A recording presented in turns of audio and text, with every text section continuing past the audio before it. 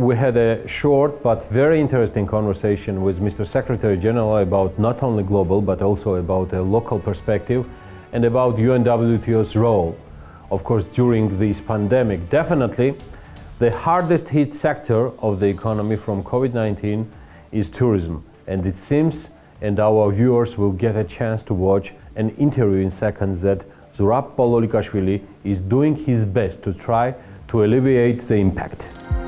Announcement of 2021 as the main direction of agricultural tourism. Ready-made guidelines which the team will prepare in a month and a half, focusing on agriculture during the pandemic. What does this decision mean, and what factors brought you to this decision? Before the pandemic started, we had declared 2020 as the year of agricultural tourism development. Unfortunately, we could not implement these ideas and projects after March. We used this period effectively as we wrote about how the government and the private sector should help create new tourist destinations or develop existing abandoned tourist destinations. We are going to implement this project on a very large scale. A large investment fund is already being set up, headed by Saudi Arabia and the country's Minister of Tourism. It will be an independent investment fund that will contribute to the development of villages around the world.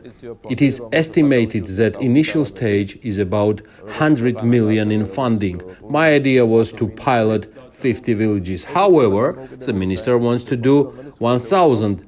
We'll agree on this issue and start taking action. Clearly, financial support from different countries will contribute to this fund. The main idea is to create new jobs. As for our organization, we will give the villages specific directions on how to develop, and we will definitely give recognition. A village that meets the standards set by us will automatically have the recognition of our organization. These villages will be easily perceived by tourists. When villages have our status, the tourist is guaranteed to have all the means he is looking during the trip: market, pharmacy, restaurant, souvenir shop, etc.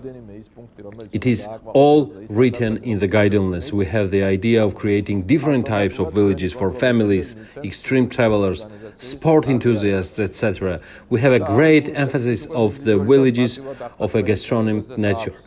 All this is possible in Georgia because in Georgia we have everything: sea, mountains, forests, etc.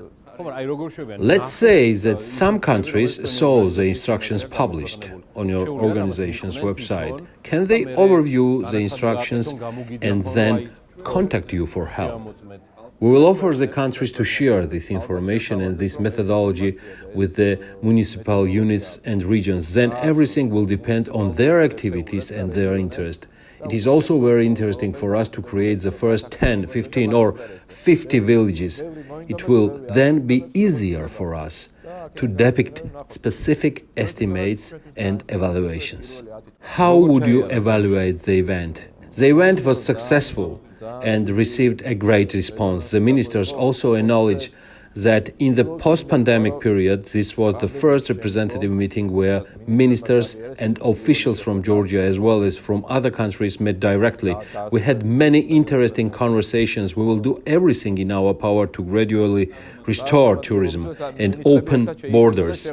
We have already talked about creating a group of countries that will agree on harmonious standard in order to establish one standard rule according to which a tourist will travel not only to specific countries, but in general. Are you working on additional investment projects? Yes, of course. During the investment forum, we talked about several investment projects, and one of them will be massively financing agriculture. Thank you and good luck.